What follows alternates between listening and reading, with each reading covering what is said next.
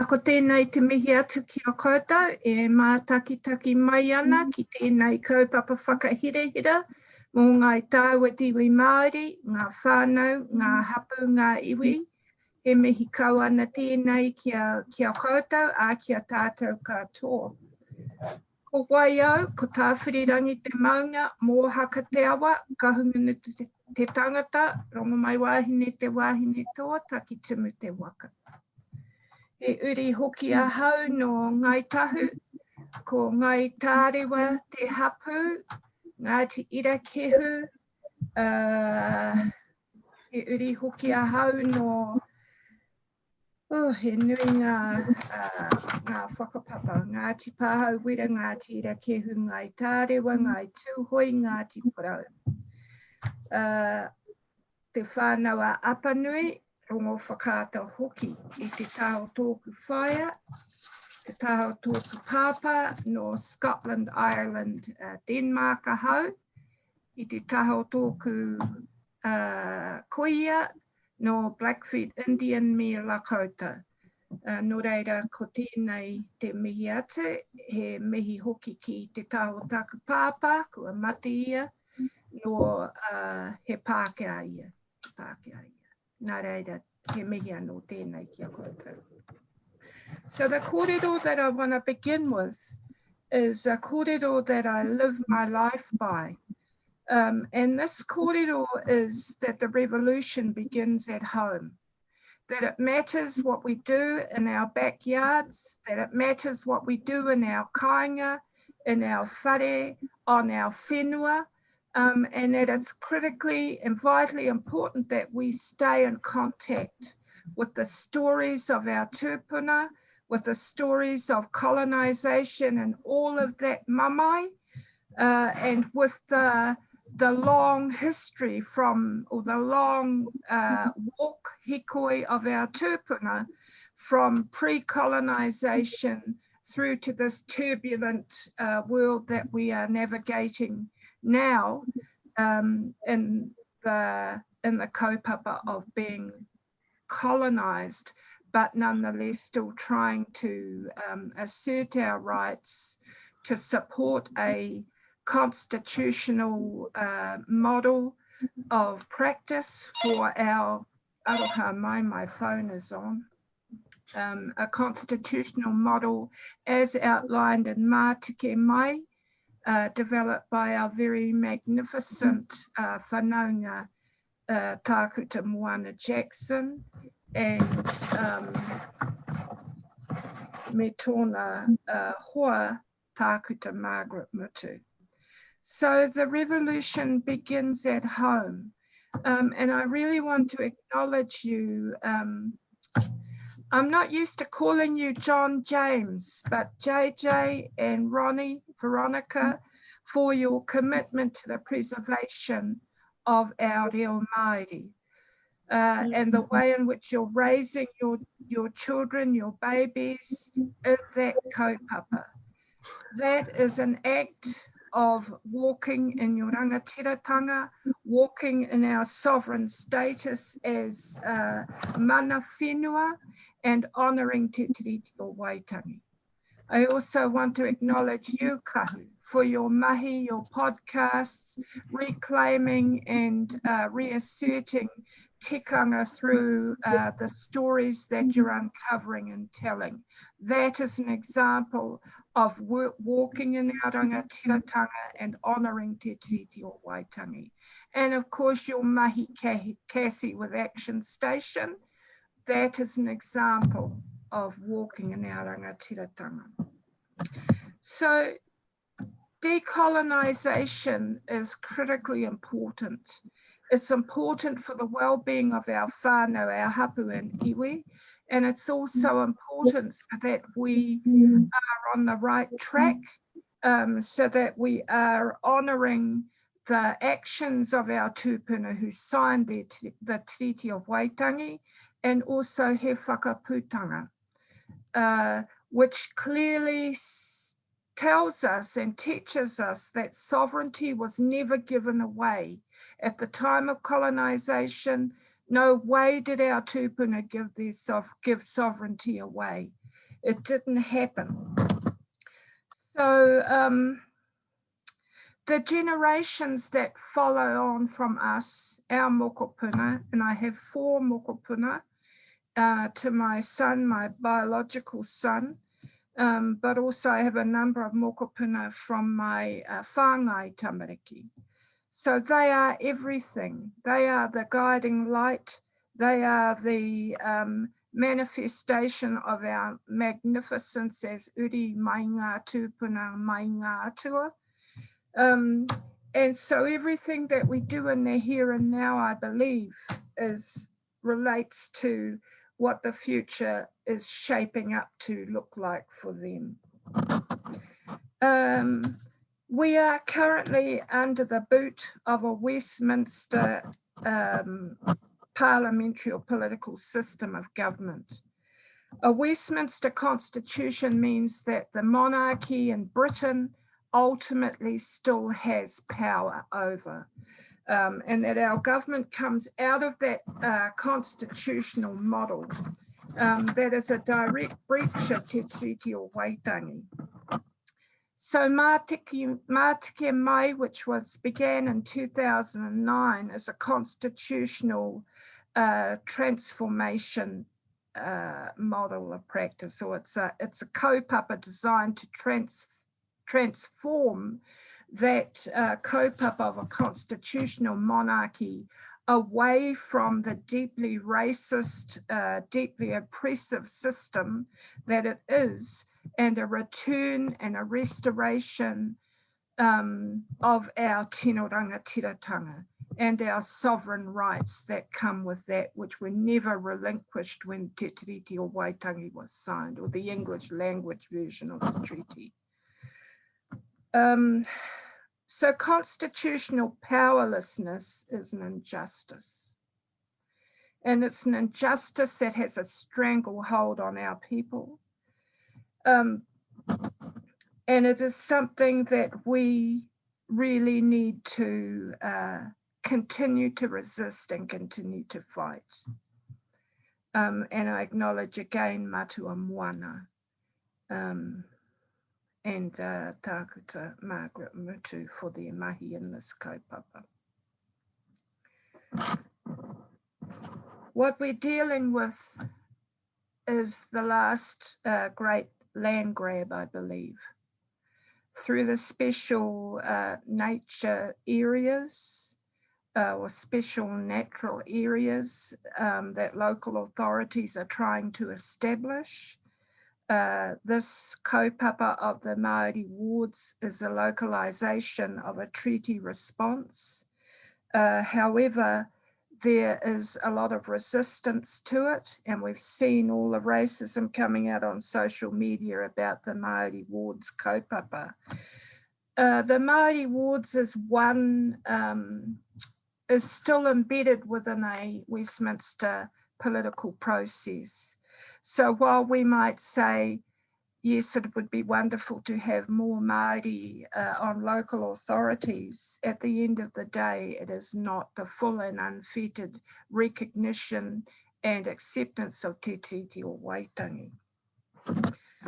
Ko taku kaupapa, the revolution begins at home. So we cannot address constitutional issues separately from constitutional change. So the story that I want to share with you is around the 2004 foreshore and seabed protest. Huriana was 6 or maybe 5. Mikaere was 7 when I took them on that hikoi. Politicising our children is absolutely, our mokopuna is absolutely critical. And that begins at home in terms of restoring or teaching them their rights to step into their sovereignty as mokopuna of tūpuna atua. What else? Te whakaputanga o te rangatiratanga o New Tiriti is was and forever will be a declaration of our sovereignty. So Te Tiriti comes after that kaupapa as a reinforcement of that declaration of our sovereignty. The sovereignty of this nation is vested in mana motu hake, the sovereignty of our hapu. Te Tiriti, Māori language version, was about vesting, restoring, well, not restoring because we never lost it, we never gave it up. But the mana motu hake, the mana of our hapu. And the hapu is the local level political leadership role. They have that, the local level political leadership role. And they come together strategically as iwi to take on the crown, to contest the misrepresentation of Te Tiriti or Waitangi. Now we have, as a teacher, I teach at the medical school at Otago University. My kaupapa is to decolonise the minds of our medical students so that when our whānau engage with them in hospital services or healthcare, that they know that their role is to respect and whakamana in their processes and practices as doctors, our whānau who are in there. And our whānau who are in Hohipera are there because of the ongoing and enduring impacts of colonisation, because the loss of the whenua, the loss of the right to tino rangatiratanga or self-determination, massive unemployment, massive homelessness, and all the rest of the ugliness that is an outcome of colonisation, finds our people in hospital being judged, being subjected to often to second-rate substandard health care. So my role is to decolonise our medical students so that they whakaiti themselves and whakamana our Māori patients in that context. Since 1975, there have been 2,500 claims to the Waitangi Tribunal. And still the fight goes on. The struggle for the return of our whenua goes on. The struggle for the right to protect our moana goes on. And the return, those 2,500 claims have been seeking the return of stolen lands, waters, seas, fisheries, airways, and minerals. The protection of the whenua, the protection of the wai, the restoration of our reo Māori, our reo rangatira, our culture, our tikanga, as well as equitable access to commerce, to government resources and health, housing, etc. They are entirely about the recognition of our mana and our sovereignty. So I just want to talk briefly about the story of the Ngai Tahu Treaty settlement process, because this is a very taumaha kaupapa for me. I come directly from Kaikonei. I don't know if you can see this. Can you see this? Can you see her? This is my kuia.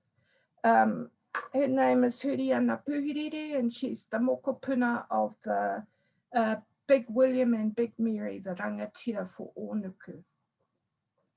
She married this fella here, this our tūpuna koro, who was served in the Māori battalion, and Ngāti Kahungunu Ngāti Pāhau Wera.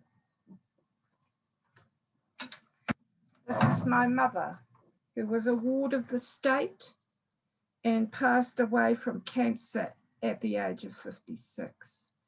These are all the legacy bearers of colonisation.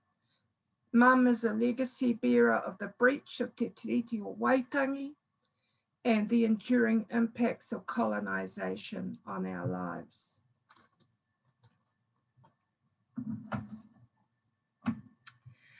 ngā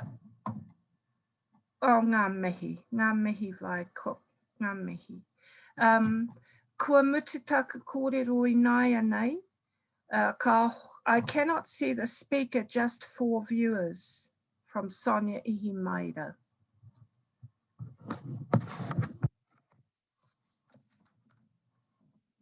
Have I got my, can you see me? Can you see me?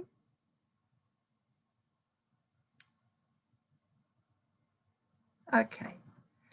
Okay, so kua tīmata taku kōrero I nai anei, ka hoa atu te rākau ki a koe e Kassie, ngā mihi mai o hā ki o koutou katoa. Kia ora. Tēnā koe whai, Keri. And no mai haere mai ki a koutou katoa. Welcome, welcome, welcome everyone to our kaupapa tonight. If you are wondering where you have arrived, we are in Real Talk. How do we honour Te Tiriti in the now? And we just dove straight in because that's what we're here to do. We're here to dive straight into the kōrero. So I want to thank you, Keri, for opening us and for reminding us and bringing your tupuna into this space so that we may rest on the foundations of whakapapa to continue this kōrero and where we may go. So thank you for making the time to be here tonight. We had 900 people register for this and a solid 300 here tonight. So kia ora, kia ora, kia ora to everyone who has made this a part of your evening. We know that if you're here, you think this kaupapa is important to you as it is to us, and we welcome you very warmly from the bottom of our hearts to spend time with us. So just to briefly introduce myself, I te taho o tōku papa no Ingarani no Kotarani, I te taho o tōku mama he uri tēnei no Ngāti Raukawa. On my father's side, I come from England and Scotland, and on my mother's side, I come from Ngāti Raukawa, ki Levin. And I am currently in the role as Director of ActionStation, and hence why I am hosting you all tonight. It brings me a great joy to be able to bring each of these panelists in here tonight. And before we get started with the rest of our speakers, I want to name about why we decided to run this session. Yeah, so already if you're here, you know, we invited people who we thought might already want to know a little bit about this. So if you're here, then you know that Te Tiriti or Waitangi is important. We know that it's a defining document of our time, but too often it seems like we avoid talking about what it really means. So we're in a time where people might mention it or nod to it or name it, but as soon as you start asking more questions, suddenly you hear things about 3 Ps. Where did that even come from? You hear things sometimes that don't even seem connected at all. And sometimes you just hear silence, yeah? When we talk about Te Tiriti or Waitangi, sometimes we actually don't talk at all. But the silence is a problem. When we avoid talking about it, knowing about it, or learning about it, we cannot possibly honour Te Tiriti or Waitangi. So we can't remain in the silence because, as Whai Keri says, you know, colonisation has caused too much of it. Our education system has caused too much of it. Arguably, we wouldn't even be holding this webinar if our education system did a really great job of teaching us about what Te Tiriti or Waitangi means in the now. But because that hasn't happened, you're here and we are here. Our decision makers have caused too much silence for too long, often only bringing out anything to do with Māori or Te Tiriti when it suits them as a political football, to use it against Māori, to use it to be able to serve their own political purposes rather than the purposes of tino rangatiratanga. So we're here to break some of that silence, and it's a chance to have some real talk. We are real people, we are having real kōrero, and we're here to be able to dive into this kaupapa in a way that hopefully will build some of your knowledge. We understand that Te Tiriti o Waitangi is a vast subject. We could not possibly talk everything about what there is to know tonight. There is no way. And indeed, every single person and every single hapu has their own unique relationship to Te Tiriti o Waitangi. We acknowledge that this tonight is not the full history, but it will present a unique perspective, and it will present a unique perspective that comes from an organisation that is actually here to build people power for a flourishing Aotearoa. So we're independent from government, we're independent from decision makers, we believe in community, we believe in the grassroots, we believe in tino rangatiratanga. So that, I believe, puts us in a position to have some really good real talk about what this all means.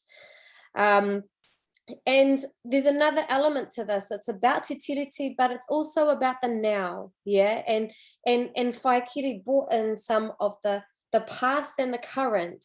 And our challenge is that, as my dear friend Anne Wapu mentioned last night, Māori have always been struggling and articulating our struggle and tino rangatiratanga in different ways in different times, yeah. And so we may not be gathering around Te Tiriti if it was a different time. We might have been gathering to talk about He Wakaputanga, the Declaration of Independence. We might have been talking about our own hapu histories. But for whatever reason, we are here in this time, and right now, Te Tiriti o Waitangi has really steep meaning, and we're here to talk about how we honour that. So it's about also grappling with our present, what it means in the now. There's another element here. Here at ActionStation, we have been going through our own process of deepening our learning about Te Tiriti o Waitangi. One of our inspirations has been Moana Jackson, who was mentioned earlier by Keri, and I think has touched all of our work. And when we have talked to him in the past about how to support people power, how to support progressive change in our country, he was always very, very clear in those kōrero that it's not enough to just learn how to speak te reo. It's not enough just to learn cultural protocol. It's not enough to learn how to sing waiata.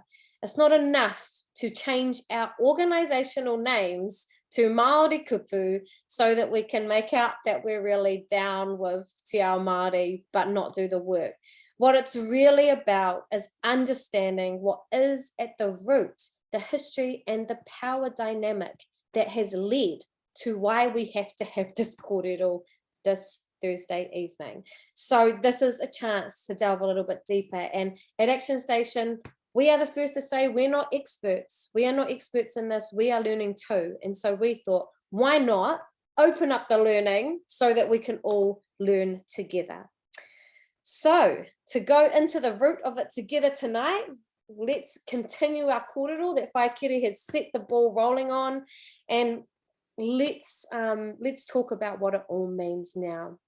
So just before I continue on, I do want to name that the values that we wanted to bring into this space, ActionStation is hosting. We are a values-based organisation. We believe in values. The values we believe in tonight especially are around rangatiratanga. So that's why we have Māori speaking and everyone listening, because we wanted to start from a place where rangatiratanga, independent collective Māori sovereignty is at the very forefront. So that's why you see the speakers here tonight. We have a value here of curiosity, of being open to learning, of community and connection, being open to learn together. And we believe that we all have a role to play. And we invite you to consider how you might take this learning forward to ona Te Tiriti o Waitangi in your own lives. So while you're here in this digital whare with us tonight, we ask that you act in the spirit of these values. We trust you to act with respect for each other, the panelists and the kaupapa itself, because otherwise we think that you wouldn't have been here. So next up, we are each person here has a kōrero to give. They'll give their thoughts, and then we will open to some questions. So if you look at the little box down at the bottom of your Zoom, then you will see a chance to offer a question. And my understanding is you can put a little thumbs up, you can upvote. So if there's a question there that you really like, then upvote it. And that means that those will go towards us, so we can offer those questions to the panelists a little bit later. So patua te tanu wha whakamā, don't be shy, get in there with the pātai, and we will choose some of those ones for our awesome panelists tonight. So the next panelist that I'm going to invite forward is our youngest panelist here, Kahu Kutia, and Kahu is a takatapui storyteller and activist born and raised in Te Urewera. She is the host and co-creator of the Radio New Zealand podcast He Kākanoa Hau, and is interested in work that uplifts te ao Māori and rangatahi Māori. So I'm just going to pass on the rākau over to you, Kahu. What does Te Tiriti o Waitangi mean to you in the now? Kia ora. Tēnā koe, Kassie. O te rā, tēnā tātou, roto nā huatanga o te pō. Koutou kua hui mai nei. Ki tēnei kaupapa kōrero, e mihi ana I roto nā huatanga o te tauhou. O te rā, ki aku hoa kōrero I tēnei pō, nā rangatira koutou nā kaihāpai I tēnei mea te tiriti, te tino rangatiratanga, tēnā koutou. E tika ana kia mihi anō hoki ki oku pakeke, oku rangatira, oku kaumātua rātou nā kaiwhawhai, mō tēnei kaupapa, kua hau tēnei te mokopuna o e rā mahi. Nō reira, ai e tīmata ake oku kōrero ki reira. Ko wai au, ko Kahu Kutia tōku ingoa. My name is Kahu. And before I start, I just want to introduce like some of the intersectionalities of my identity, some of the whakapapa, so you can understand kind of where I speak from when I share my whakaaro. So yeah, I'm a storyteller, artist, a writer. A lot of my knowledge around Te Tiriti came from my university education, which I think is a privilege that is inaccessible to a lot of our whānau. And that's where I learned, you know, what Te Tiriti does mean to me and what it can mean to our people. I also learned a lot about though through involvement in kaupapa Māori, climate activism, and then working within the sector of archiving. Yeah, I'm a rangatahi, I'm takatapui. My mother hails from England, Scotland, Denmark originally in her whakapapa. And on my father's side, I'm Ngāi Tūhoi, so I was born and raised in Te Urewera and lived there up until I went to university. Yeah, outside of academia, my interactions with Te Tiriti for myself, other than, you know, these lived experiences that we have every day, being Māori in Aotearoa, our lives are inevitably constantly influenced by Te Tiriti, do come from the perspective of climate activism. And in archiving was heavily interested in the workings of Y262 and really hopeful about what it could be for our people. Yeah, so that's a little bit about me. So I wanted to start off my kōrero kind of by mihiing to the physical papers themselves. So in my time in archiving, I was really privileged to work in close proximity to Te Tiriti, to the treaty, which is housed in the National Library. And I would go visit those papers on a weekly basis when I worked in that mahi, go look at them, as a reminder of the purpose of my mahi within archiving, all this stuff, all these taonga that I was tasked with protecting.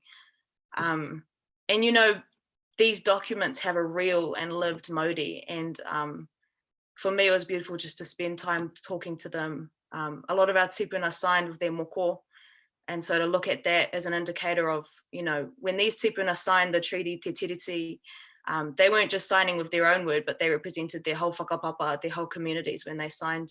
And I think that's a really important reminder to myself of what was laid out by this document for us today. One really memorable moment to me is we had a kura come in and watching a whole group of tamariki surround these documents and sing a waiata for them, which I love because I don't think these documents get a lot of in-person love, but also I think it's a real reminder of the intention and the hope of Te Tiriti, and also a beautiful interaction of the intentions of our tipuna and the mokopuna who live in this world today. So that's where I wanted to start, because yeah, it's kind of a personal reflection on what this document means to me. I think in terms of radically dreaming the future for te ao Māori, there's a lot of space for us to grow and kōrero beyond the framework of Te Tiriti, but this document is kind of the base guide for the collaboration of tangata whenua, tangata tiriti, and that's really what I think of it as. In that sense, Te Tiriti is what our tipuna fought for us, in the spirit of collaboration and manaakitanga as well, saying, yes, we have room here for you to come as well. This is how we can work together and live on this whenua, in this land, in so-called New Zealand. And I don't think we can even begin to understand the possibilities of Aotearoa beyond these documents when we have this system within Aotearoa currently that can't even get Te Tiriti right. I don't think, and I'm sure my panelists will agree, the current system in Aotearoa is not a fully realised Te Tiriti honouring system. So that's kind of, mixed thoughts about this document. And I love what you said, Whai, about, the politicising of our tamariki. And I think for myself as a young wahine Māori takatapue, inherently I come into a very politicised body and in the world. But for me, when you were saying that, I was thinking of the first moment for me where I was politicised, which was the Te Tiriti raids. I think I was about 11 at the time, and reading all of these things in the media that we said about my iwi, understanding our history within Tawhai, and then not connecting that at all with what I was living and experiencing within my whānau hapu iwi. And that's the first moment for me where I was like, something's not going on well here. What do I wish people knew about Te Tiriti? I think it's really important to understand how it came to be, and it's kind of what you were saying, Kassie, from Papa Moana, around what's the power dynamics, what's the history. I think about who was invited to sign Te Tiriti and who wasn't. From a gender perspective, all of our rangatira wahine who were not invited to sign. From an iwi perspective, my own iwi did not sign Te Tiriti or Waitangi. The intentionality behind Te Tiriti and the treaty meaning entirely different things in the translations, and kind of, what went about in the creation of those different translations of these documents. So I think those are really important things to understand. These are documents of colonization, and I think that's part of the hard thing of having a relationship with these documents. And I've heard, before from tangata tiriti from Pākehā, my ancestors didn't sign this document. Why should I be party to it? But, it's like, neither did mine. And nevertheless, this is a document that influences all of our daily lived lives within Aotearoa. And I think if you're living and occupying Aotearoa, then you are all party to it. And it's important for us all in that sense to understand how we all relate to the document.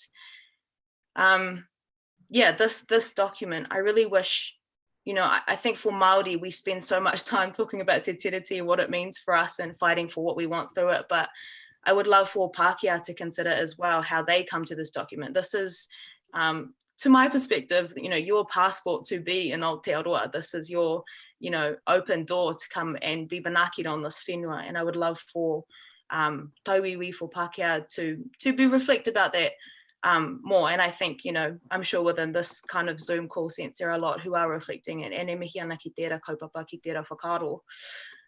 To me, I think Aotearoa, if we honour Te Tiriti, looks like tangata whenua governance of tangata whenua matters. That's mana motuhake to me.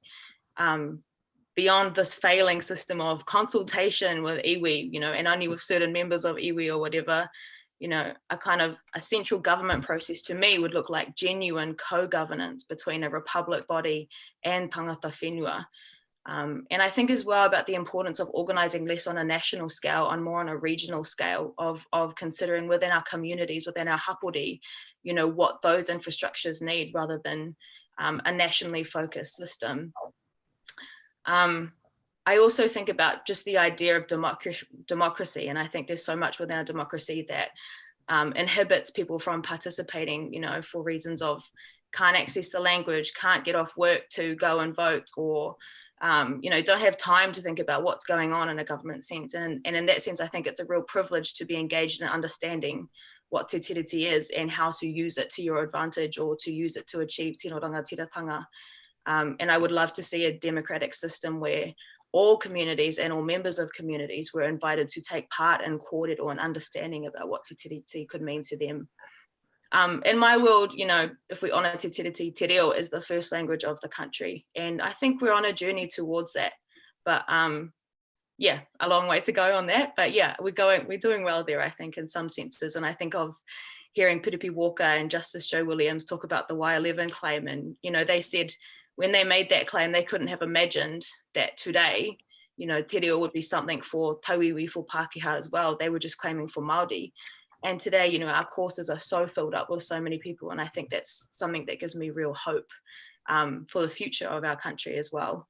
But yeah, overall, you know, decision making to be co-led with iwi, and I think as well, one of the challenges of you know, iwi settling and of governance today is that we see a lot of division within iwi, and that's within iwi that have settled and iwi that haven't. And I think about one of the challenges of the current governing structure is a willingness to only work with certain parties, and I would love to see what it looked like for government, whatever that is, to be consulting, maybe not even on an iwi level, but on a hapu level, and of the support and resourcing for that to happen. Yeah, because that's one of the nuanced challenges that I see happening within Aotearoa at the moment. I think achieving like true Te Tiriti justice feels so far away, and it feels like this massive task, and I've just said all that stuff and I'm like, that's never going to happen. But you know, it's kind of this thing of everything we dream of is possible, and the world that we live in now was unthinkable to, you know, possibly to your generation, Whai Keri, and to those who came before us. And what seemed like baby steps now can really be leaps and bounds towards the future. I think of the whakatauki whai te kahurangi, aiming for not the lofty mountain, but the clouds that settle on it. And if we set our path there, then we'll be, you know, in good stead to take ourselves towards that future we all want for Aotearoa collectively. Yeah, and I think that's what I mean as well when I think, I think Te Tiriti justice as well is to be realised in our daily lives, in our whānau, our hapu, our iwi, and it can really start there in how we action with those we interact with on a daily basis. And that's when I really love the idea of organising on a community level with those who are closest to us first.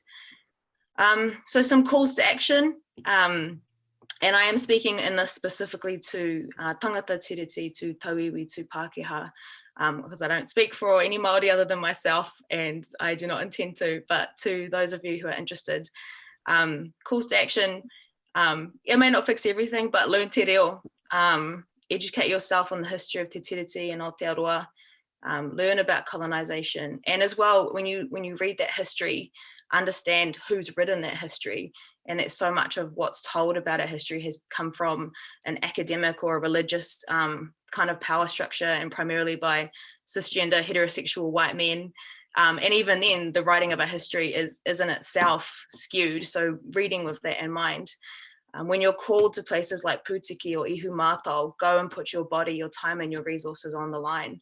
When you see an Indigenous person constantly being relied on to speak up for Māori issues, take the time to learn for yourself and support them as appropriate, whether that's speaking up also or providing them with the resources, care and support to continue doing that work that they're doing. Yeah, and just to emphasize the time, resources and body on the line thing, I see Māori working constantly, blood, sweat and tears for our kaupapa, whether that's tamariki stolen through a colonial system, whether that's for te reo, whether that's for kai or for housing or for the justice system. I see our people sacrificing time with their whānau, time away from their communities to do this mahi. And I would love to see more tangata tiriti contributing to that mahi, that effort as well. And finally, understanding and reflecting for yourself on your identity and your place in Aotearoa, because we all have a place here, and I would love to know, you know, what that means for you and how you want to be here in this country.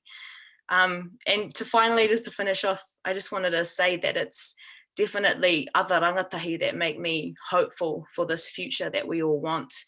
I think of you, Whai Keri, and your tamariki. I feel so privileged to hold space with so many people who are doing this mahi, doing this kaupapa, healing intergenerational trauma, working with their whānau chosen in blood, supporting their communities, learning te reo, moving back home, getting an education. And I do hope they all get a rest too. And this is one thing we all talk about, is take the time to rest and to heal for yourself. But I'm really inspired by my friends who dream and scheme really widely about the future and what they want for us within Aotearoa. And when I think of all the effort that's been exerted by our kaumātua, our tipuna for my generation and everything we have today, I get really overwhelmed. And I think it's the biggest wero to me that it's more than a desire, it's an obligation to continue that mahi so that it's not all in vain, so that those who come after us can also have these privileges.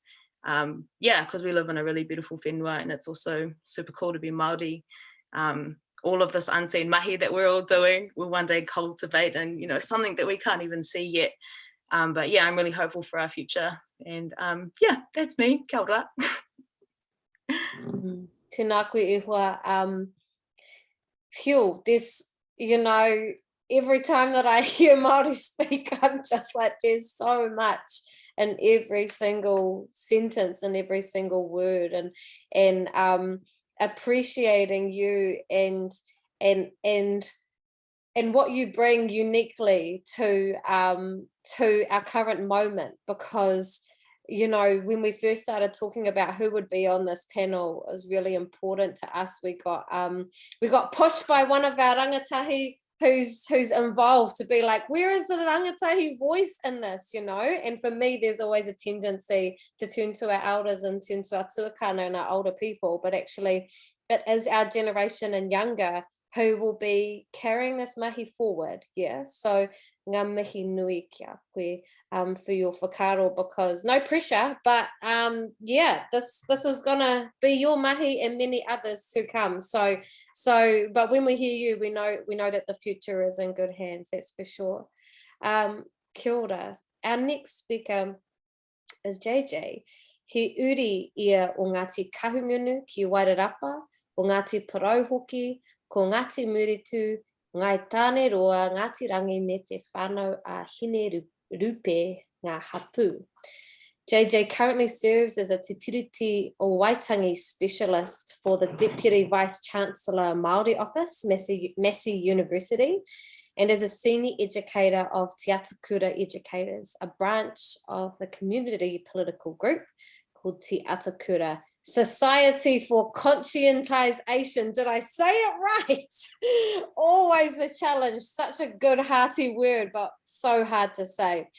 As a Te Atakura educator, he has been engaged in delivering Te Tiriti o Waitangi and decolonisation workshops across tertiary, community and public sector government contexts to Māori, Pākehā and Tauiwi immigrants. And he mentions that Ngāpuhi speaks as a core text in that Te Tiriti o Waitangi tertiary course and provides significant insight as well. So ngā mihi nui ki a koe. Thank you for joining us. JJ, over to you. What does Te Tiriti o Waitangi mean to you in the now? Kia ora Kassie, and just, yeah, kia ora tātou katoa. First of all, just acknowledgements to Kahu and to, you know, it's always awesome to see rangatahi who are deepening their critical understanding with regards to our history, with regards to, you know, then the relationships that we have entered into. Iwi a iwi, hapu, and between, indeed between foreign nations, including Britain.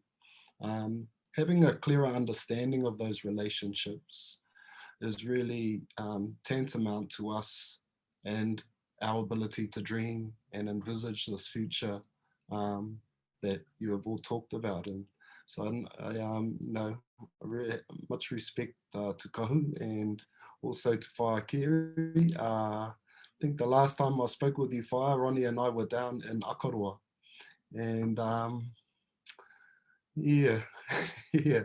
We went down to Akaroa to do a little bit of research. Ronnie wanted to swim with some dolphins too. I had nothing to do with that, but nevertheless, what is the research we were doing down there? Well, we wanted to go down and have a look at, you know, the French origins there.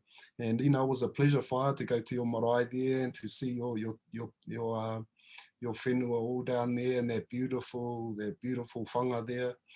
It was really a special opportunity for Ronnie and I. And, you know, even I actually might discuss that a little bit. You know, our visit down to Akaroa and our sort of interest in the French presence here is an important part of our treaty story. The arrival of the French in Akaroa, from what we understand, was based on a mutual agreement between representatives from Te Waipounamu and the French. And so that there was an agreement around the establishment of a French colony there. They aren't the only French interests here in New Zealand at this time. And from what I understand, the de Surville ship which was basically the French equivalent of the Endeavour, they pass each other in the Hokianga Harbour in 1769. So in terms of those European colonial interests and their competition that we know that these colonial authorities had between one another when it came to claiming native people's lands. Here in New Zealand, France and Britain, that history goes right back. We know that Baron Te Tiriti has also made arrangements in the north. We know that he has met Hongi Hika, and that he has met Hongi Hika in London at Cambridge University in 1820. So that we know then, that tells us that, you know, your relationships are what allow you to come here to these lands. You don't just come here willy-nilly and roll up on the beach and start helping yourselves. You come here because you have established a relationship with rangatira and with hapu. This is how it always was. And so why is sovereignty in Article 1? Sovereignty is in Article 1 for the French. Māori don't see the English text. Māori don't know, we actually don't know when our rangatira find out that there's an English text. It isn't there in the 6th of February 1840, nor at any of the subsequent journeys of the treaty, the 8 copies around the Mutu. There is only, as we know, one English copy that is signed at Manukau Heads, I believe it is, for want of a Māori copy. But the English copy, that one English copy, like all of the Māori copies, is being interpreted and explained to our rangatira by the missionaries. So why I say that, people, is because if we've tried to understand the differences in the 2 treaties as translations of one another, this has raised all of the difficulties. They aren't translations of one another. These are 2 separate documents written for 2 separate audiences. And I specifically want to discuss, in terms of the relevance to today, Ronnie will go on to discuss other aspects, because we have sent through a little bit of an information form, Kassie. I'm not sure if you've received it yet, but that will be for anyone who would like it. So just to give some context to that information form, in Article 1 of Te Tiriti o Waitangi, it is kāwanatanga that is given to the Queen of England. And first of all, what is kāwanatanga? And how do we know that rangatira understand kāwanatanga to mean what it means? So kāwanatanga means governance. And why have rangatira agreed to give governance to the Queen of England, this woman, monarch, a rangatira nonetheless, on the other side of the world? But why have they agreed to give her that authority? Well, we have a long established history leading up to 1840 of lawless Pākehā behaviour that we have consistently raised issue with governors in Sydney, and with the monarchs in Britain, and with the colonial office in England. And the whole point of this is to allow Britain to have some control over their subjects that are living here and that are behaving lawlessly. Now, not all of our rangatira agreed to this. Many rangatira were like, no. When I go to France, I abide by French laws. When I go to London, I abide by British law. When people come here to these lands, they should abide by the tikanga and kawa of hapu. Nevertheless, kāwanatanga is consented to and given to the Queen so that she can govern her subjects that are living here. Now, how does that relate to today? Well, of course, kāwanatanga today isn't just exercised over the descendants of British subjects or over our Pākehā whanaunga. Kāwanatanga now is exercised over rangatiratanga. As Māori, we have a couple of options there. We can challenge ka wanatanga and attempt to assert rangatiratanga, that is, our independence, our autonomy, our political autonomy over our peoples, our lands, and all of our treasures. We can attempt to do that, but often what that results in, especially where rangatiratanga conflicts with ka wanatanga, it often results in us in handcuffs and being put into prisons or being subjugated in some other form or fashion. And so whilst that is the case, that ka wanatanga is being asserted over rangatiratanga, and whilst we don't want to spend our lifetime in prison, it is incumbent upon the Crown, that is the New Zealand government, to exercise good governance. There is an expectation, therefore, that the government will not pass laws that alienate our language, that alienate our lands, that allow for the disproportionate imprisonment of our young women and our young men, that allow for the alienation of our teaching institutions, our health institutions, our knowledges, and all of our taonga. Okay, so in regards to ka wanatanga and its current day application, this is basically where we are at until such time that the Crown honours Te Tiriti o Waitangi. Now, sorry, I realise I've only got a few more minutes left, but I just really want to say, we assume that the Crown was nasty and in 1840 they had every intention of colonising here. People, based on the evidence we have, that's not the case. And in fact, as late as 1852 in the New Zealand Constitution Act, which has been passed in Westminster in London, that allows for the establishment of a settler parliament here in New Zealand, Westminster say to the settlers here, you fellas can pass laws, but you cannot pass laws in relation to Māori and specifically Māori land. So this tells us, whānau, that, we have evidence that shows that Britain are attempting to uphold not the Treaty of Waitangi, but the provisions in Te Tiriti o Waitangi as late as 1852. Unfortunately, what happened after that is that we have companies like the New Zealand company. They set goals of shipping 250,000 British subjects per decade to New Zealand over the next 40 years. And unfortunately, many of our Pākehā tupuna, unfortunately, the way they were treated in Britain was extremely poorly. Their life expectancy was 30 years and younger, many of them extremely pohara for generations. And so the idea of becoming landowners, whānau, was, was just the ultimate dream.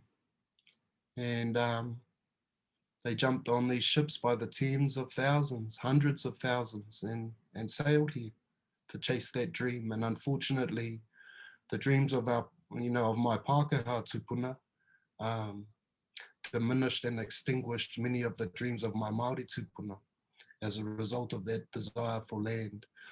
So part of our challenge today, whānau in Aotearoa, New Zealand, is to allow for a space and the capacity for both of our dreams to flourish and live, for the dreams of our babies. And part of that is having a clear understanding and a knowledge around our history and what our treaty is actually about. I'm convinced that, our mentors, the reasons why they act with such conviction is because they have a clear understanding of these things. They absolutely know these things, as well as, of course, knowing who they are and where they come from. Kia ora rā. Ngā mihi a JJ. And this, folks, is why it's good to talk to Te Tiriti educators who know so much detail, right, about our history and what was happening. I think that there's lots of, myth truths mistakes that get talked about, and actually we need time to be able to set the record straight in terms of what was actually going on with our tupuna, both Pākehā and Māori as well. So thank you, JJ, for casting some light into the events that were happening, what was going on there, and separating out some of these kōrero, because again, this is not the education that we usually get, right? We are taught things, if at all, with very broad strokes about what was going on. So getting into this detail was crucial to really understanding how we arrived here today. Ngā mihi, thank you. Our next speaker is Veronica Tawhai. Veronica is from Ngāti Porou, Ngāti Ue Pohatu. She is a mother of 3 living in the lands of Rangitane in the Manawatu. She works as a senior lecturer in policy and politics at Te Pūtahi or Ātoi, the School of Māori Knowledges at Massey University, and as a Te Atakura educator as well, delivering Te Tiriti o Waitangi Wānanga. So both Veronica and JJ get to talk about this very topic every single day, and it's a blessing to be able to have you both here. She's a founding member of Te Atakura Society for Conscientisation, got it, and between 2012 and 2017, coordinated the Mātike Mai Aotearoa Rangatahi Youth for Constitutional Transformation Project. Her PhD research examined best practices in teaching and learning about indigeneity and the implications for citizenship education in settler colonial societies, the findings of which offer educators guidelines on how to contribute to conscientisation and knowledge for transformative action on matters such as Te Tiriti justice. So no mai haere mai, welcome Veronica, over to you. What does Te Tiriti mean in the now? Kia ora, Kassie, that was far too long an intro. Engari hui, tata katoa. Ai neira waku mihi, mai tēnei pito te ika Māui kia koutou. Hui, he mihi ki ngā tini ahu o te wā. Ngā tini ahu e pāma nei kia tātou i tēnei wā, nō reira. Mihia tuki e rā ahuatanga, tukuna te Māori kia rere, hui te hei Māori ora. Ai, he uri tēnei o te tairawhiti, Ngāti Porou, Ngāti Uepuatu, waku hoki, ko waku tupuna Pākehā, mai ingarangi a mai ia aireni nō reira. Nei rā ngā mihi, ki tēnei papakōrero, kia koutou tō tira mahi Kassie, ki ActionStation, huri noa, kia tātou katoa. Thanks, Kassie, for inviting me. I just firstly wanted to mihi to you, Kuka Keri. Kuka Keri's heard this story, but she is the one who first introduced me to the notion of settler colonialism and the notion of the idea that across different places where Indigenous people have been colonised, that we all experience and suffer from the same problems and challenges stemming from the killing of our identity and our wairua. It was her work, I must have read it at about 18 or 19, but it was the background evidence to the Aotearoa, the youth suicide prevention strategy. And I remember it, I was first or second year at uni, and yeah, absolutely just blowing my mind that, you know, our Indigenous relations across the waters could be having the same struggles as us in terms of, you know, everything that comes from that internalised notions of colonisation. And I remember it was a blowing of my mind, but also a really clicking of something in place in terms of, yes, something's happened here. Something's happened that wasn't by mistake or chance, but something that was coordinated, you know, and very much a, you know, a strategy across these different places. So I really mihi to you, Kuka Keri. I haven't had the honour of being able to talk alongside you on a panel, so it's a very special night for me in terms of, you know, that was 20-something years ago that my mind and heart went poof, you know, at your kōrero, your writing in there. So to thank you for the work that you have done to date, and, you know, as JJ said, to our other mentors that I feel very privileged to have met while I was young, so able to, you know, able to have been on a directed path since that time. Also wanted to mihi in terms of some of the kaupapa of this time, just to mihi to those women that are contributing to the hearings at the Manawahine claims. Yeah, even though, as said, I've been starting with Kuki Keri's work over 20 years ago to be able to continue to sit and listen and learn from all those kōrero. Yeah, it's just, I think we live in a very privileged time in terms of the flow of information that is available to us, and so the new and renewed understandings that we can have, and the power that we get from that in terms of, as you say, Kassie, conscientisation, or just, the learning for the purposes of action. Because that's the main thing, and that's why I like your kaupapa, Kassie. I like the kaupapa of this kōrero, because of course we can continue to learn, but then the other half of it is definitely, so what are we going to do about it, whānau? What are we going to do? And so you're going to have to wave at me, Kassie. Having only 15 minutes is going to be the challenge of my week, but very good, so just wave at me, sis, when I'm done. But, I wanted to talk about what you'd said there, Kuki Keri, that revolution begins at home. Revolution begins at home. That's so beautiful, because I think that that's empowering to people. The message to people is that you can do something, because as our, kia ora Kahu, as you were saying, Kahu, it can seem really big. It could seem really big, and the work that Papa J and I do, is that we take people through, journey as to what's happened with our tiriti. And often immediately after that, particularly after going through the changes from 1860 to 1900s, people can feel so completely overwhelmed, because having learned about what's actually written in Te Tiriti in the treaty, as John James was pointing out in terms of sovereignty, England neither had the resources nor the political ideals at the time with the humanitarian movement to enforce colonisation that was for the French in terms of keeping them out, and other colonisers, Spain, whoever, etc., etc. And they're forming other treaties at this time with other people, like the treaties in Oman, where they are particularly, being territorial, etc., and so claiming territory. So really important, people have learned all those things, and then, can see what happened. And also this new realization dawns on people in terms of, whoa, that this can seem, so big, what can we do? But actually, that's a huge focus in terms of, yes, what can you do? And so, as you say, Kuki Keri, that, the revolution begins at home. As you were talking about, Kahu, that there's these scales.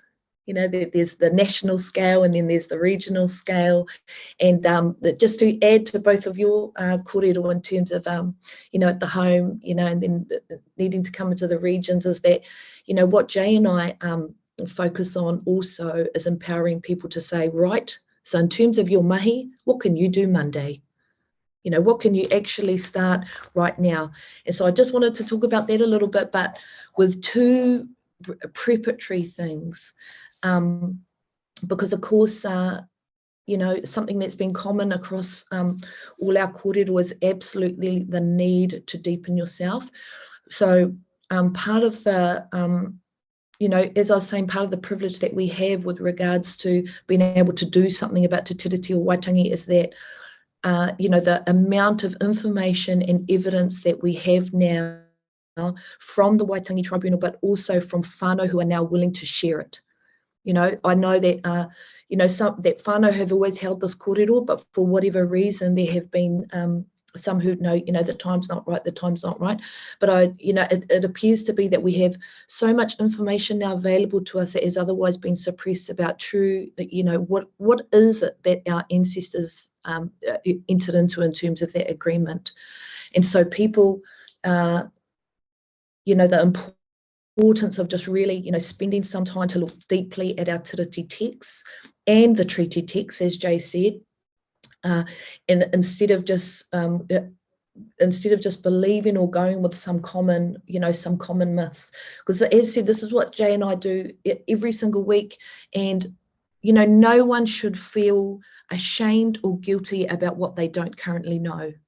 You know, because this is a huge thing that stops people looking into it.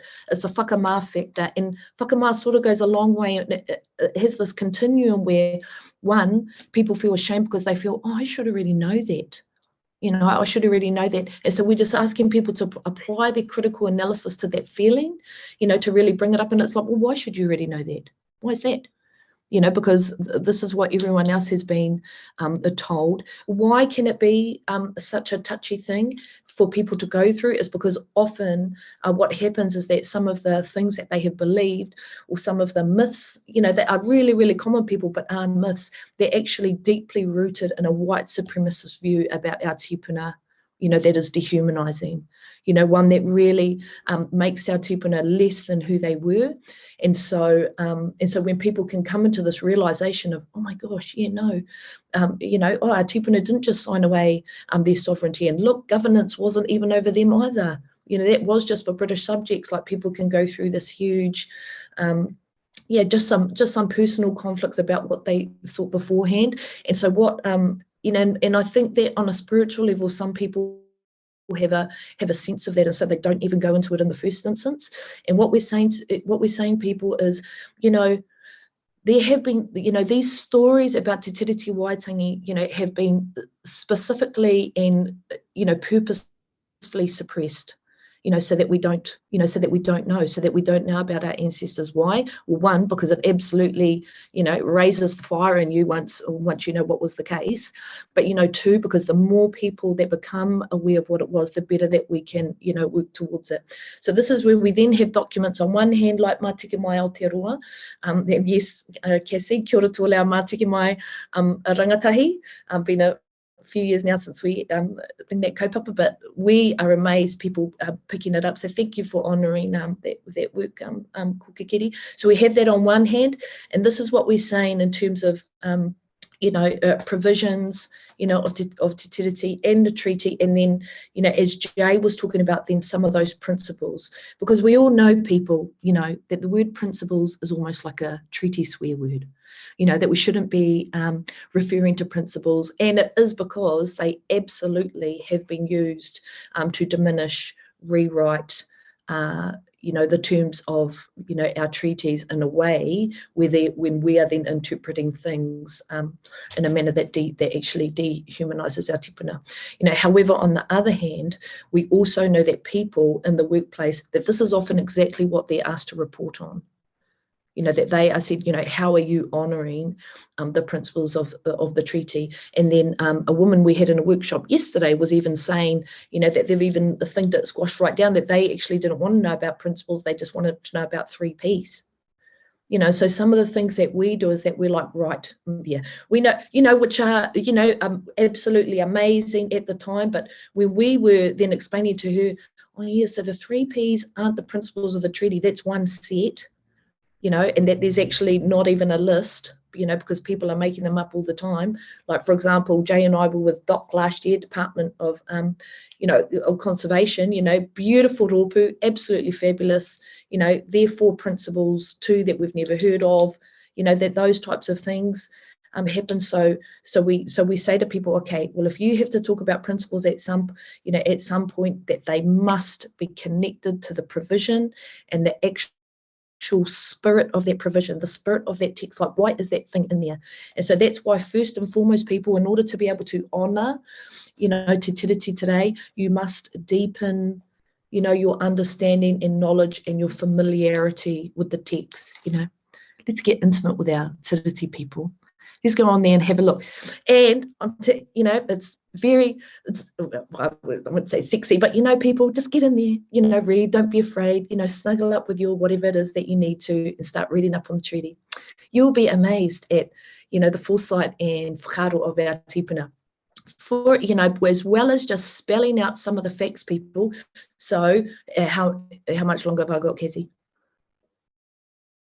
Go tell me. All right, okay, yeah. So for example, I just wanted to give some examples, because the thing is that why there has been such a huge focus on tino rangatiratanga is because that's what's been absolutely squashed and killed in SA, as well as whenua, you know, so te tino rangatiratanga o rātou, you know, whenua o rātou kāinga o rātou taonga katoa. Like, yes, there's been a huge thing on there, but that reflects much like the treaty claims themselves, people, is that we've had these emergency things that we need to deal with straight away. Whenua, just about, 3% by the time, Kui Whina and that came, reo, just about dead, So we've had all these emergency tribunal claims, but as you can see, we're moving into the kaupapa claims, so things like manawahine. And as said, not that they aren't totally just important, but we just had these really urgent crisis of, things with manawahine as well, absolutely, but this is what our people have chosen to focus on immediately. Same thing we feel in Te Atukura educators about Te Tiriti. That we sort of talk about tino rangatiratanga, and we talk about whenua, and then there's been that thing on taonga, but people, that is one article of Te Tiriti. Please do not neglect the other three of them. For example, even what Jay was saying. So I know, not that thing, Kassie, but, one of the questions is, what's your own personal connection? Well, I know that actually when we look at kāwanatanga, the story about kāwanatanga, about, because there's lots of myths around that, people, as Jay was saying. One, that our people had no idea what it was and just signed it anyway. Or two, that it actually means governance over us, but we were like, oh yes, fine, take it. Well, those two notions just there, and there's many, they dehumanize our tipuna in terms of that they, that's a whakaiti of them. And I had never believed that, and so looking into kāwanatanga, oh hello, who is it? They're tipping up North Te Pahi, going over there in 1805, right throughout the Bible. The word is in the declaration, he wakaputanga, and so, and me saying, wow, 1805 Te Pahi's got, sorry, and this is all kōrero from Ngāpuhi Speaks, in terms of that. So grateful in terms of that. And so, and that's the thing in terms of, and oh, wow, no sweat to just go over to, to go over to Sydney to see the governor in 1805. Well, hello, that's because we were there so often at that time. And this is where people, examining the word kāwanatanga is often when people were absolutely introduced to what global international traders we were at that time. And that we are traveling over to England, and that we're, seeing and other things that are developing in other countries and thinking, wow, what we can do. Jay often talks about Tawhai, the book of Tawhai. I don't know who the publisher is, but the book of Tawhai, and about how he sees that first iron bridge, and of course, what is he thinking? Wow, what are we going to do back home? Boom. That because, and this is the other thing, people, is that, the story of our treaty, and this is Jay's point about the French, is that it's often fear-based, like, oh my gosh, quick, we've got to choose between a colonizer. That people is another thing that's ridiculous, is that no, it wasn't. I can see absolutely why my tipuna signed Te Tiriti, because this is win-win-win. This is in terms of expanding opportunities. This is in terms of, look, you don't need to be worried about, allowing the lower rank rangatira of the Queen, in terms of a kāwana governor, because this is our understanding of kāwana at the time, kāwanatanga at the time is a governor, and that, of all of the 250,000 Māori that we have in Aotearoa, and the hundreds of rangatira that we have, that we are allowing one of their rangatira to come to look after their people, and how many are their people? About 2,000, and where are they? Primarily in the north. So often how Jay describes it is that, it's like we have a little hapu of our Pākehā up there, but they have, but a problem in dealing with them is that they have no rangatira, or their rangatira is all the way over in Sydney, and that the type of rangatira, that's what they call a governor, just like how we have many different types of rangatira, tohunga, upoko ariki, etc., etc. So we've learnt that, and so that's why actually people really examining the different texts of Te Tiriti can be so healing, because it's the way that we learn about our ancestors. It's the way that we learn about actually what their, what their already global understanding was of different things, and actually what was the case. Because, and in terms of that, in terms of, allowing that one rangatira to come over to look after that little group, it says, is that the 5 or the 2 or the stop? Which one? 2 minutes? Okay, yeah. So I'll just give 2 more examples, people. So one example is that, so, so if that's the thing of Article 1, but even the preamble, people, look at the preamble. So in Te Tiriti o Waitangi, for example, it says, nā te mea, nā te tukumaha kia I konei, because there are already many of her subjects here. So 2,000 people compared to 250,000 was considered many. Okay, that was considered many already, so the whole notion, and this is where it does get, it can be emotionally challenging for people, but this is where, this is why people, so when you're looking at things like, the signing of the treaty was the start of this beautiful new nation and partnership, that is just not the case. This was a Māori country to continue based on kawa and tikanga, that yes, we welcomed anyone here on their understanding that this was the first, that this is the law of the land. This is the law of land, so definitely welcoming people in, but this narrative that has been brought up about that together we're going to, run the country, that can be painful to look at, but that was just simply not the case, people. Just look at that logically, what that the rangatira of the one rangatira of the 2,000 was going to partner with hundreds and hundreds of rangatira over hundreds of thousands of Māori. Yeah, no. And so that's the thing, is that being able to look at the text ourselves, being able to interrogate those words, be able to investigate, be able to look through the experiences of our tipuna, what were the hopes, as you were saying, Kahu, what was the intentions, what was the hopes, and it wasn't that we said, if people don't accept that we would give sovereignty to the Queen, why would they also accept, oh no, but we were willing to share half, that, well, that makes no difference to me either, and the thing is that people, it's not, of course, to say that partnership isn't important now, and then I'll finish on this, Kassie, I promise. It's not to say that partnership isn't important, because it really is important, but people know that it's important in the now, in terms of the current context we have. As Keri said, matike mai Aotearoa, the whole point is that we must continue the struggle. As you said, Kuka, so beautiful, constitutional powerlessness is an injustice.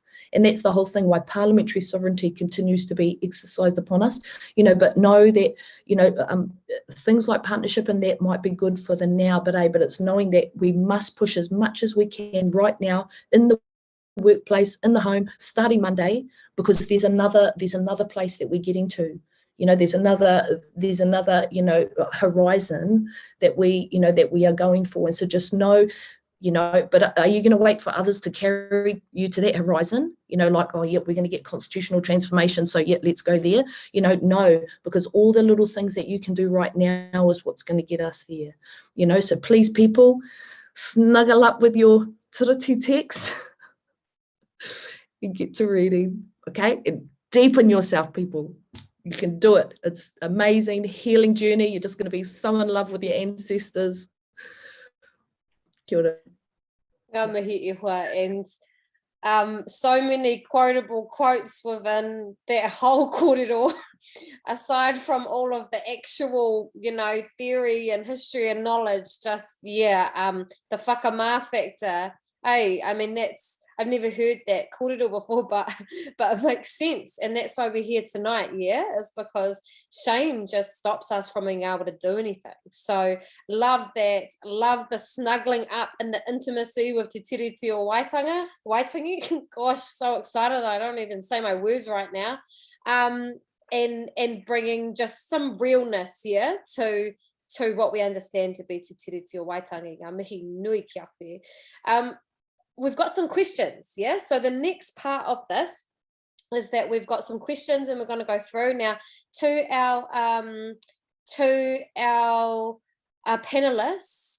I'm going to pick out some of the questions that we've had, and just unmute yourself if you're keen to kōrero, basically.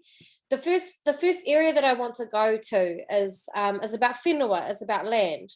Because one thing that I often feel happens is that we can kind of almost treat Te Tiriti o Waitangi as this kind of like this cultural respect thing that doesn't acknowledge that land is our economic base that everything comes from and is built on. And for us as Māori, it's obviously our spiritual base, our whakapapa base, and so on. But within a colonial context, land is power, land is money, land is economics. And so we can't divorce the kōrero of Te Tiriti o Waitangi from the actual land. And I think that we don't talk about that enough, actually. And it's very significant, considering that right now we have a housing crisis going on because land is so significant. Yeah. So the first part that I want to ask, there is a part here that's to you, Keri, as well. A couple of people have mentioned about the significant natural land areas and seeing them as a land grab. So I don't know if that's something that you want to talk to in there. And then Paul, I noticed your question, should we be talking more about land reform? Why not abolish the Pākehā property market? I mean, why not, eh? Since it's based on stolen whenua. Do we need to go back to the 1890s kōrero about what land ownership means? So I don't know, Whaia, if Kuka, if you have something to start off with that first about this. Yeah. At the moment, my whānau and I are strategizing. And we're strategizing in two ways.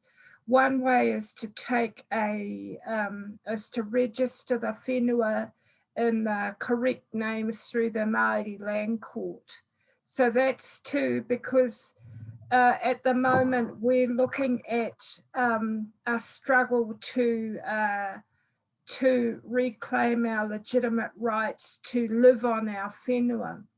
Our vision is not to say, well, haere atu, all of those people who are squatting on our land and trying to pinch it from us, but our vision is to develop a papa kāinga that houses or homes our whakapapa as well as those who have married in.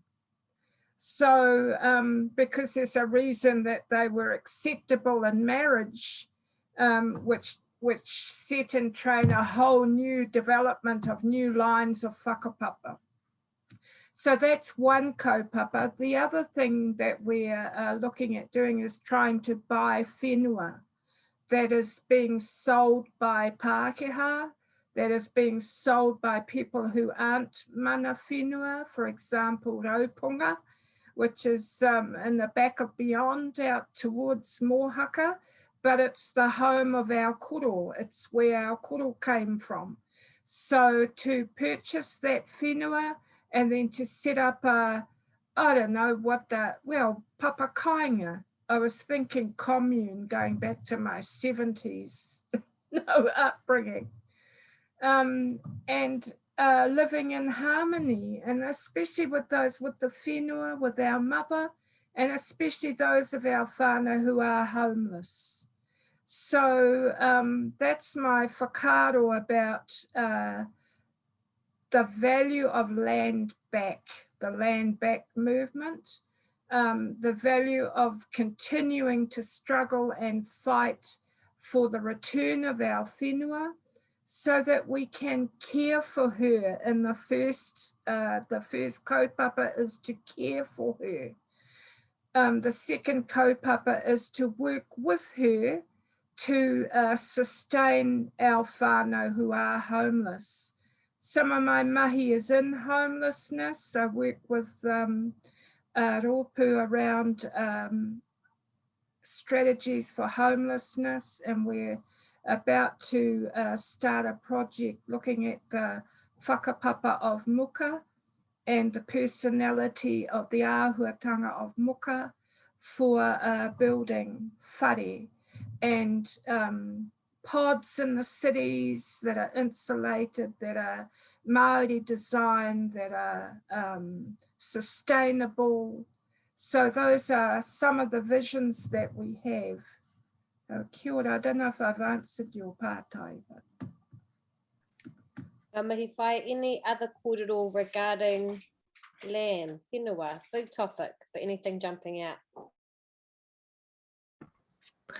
Okay, I just wanted to not talk about this briefly. Thank you, Kuka Keri.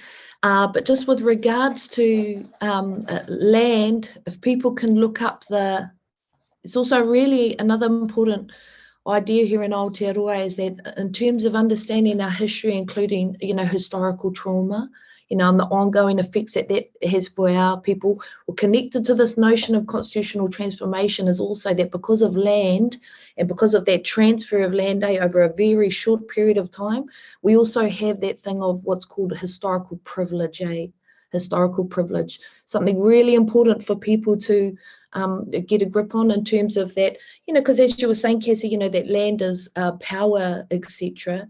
And, you know, historical privilege can help highlight that idea in terms of, yeah, it's intergenerational power, you know, in terms of, you know, in terms of that very short period of time, you know, nearly the entire land base of Aotearoa has shifted into the hands, you know, of our Pākehā ancestors, you know, and then what's that meant for all their, you know, descendants to come in terms of the structures of society that have been set up.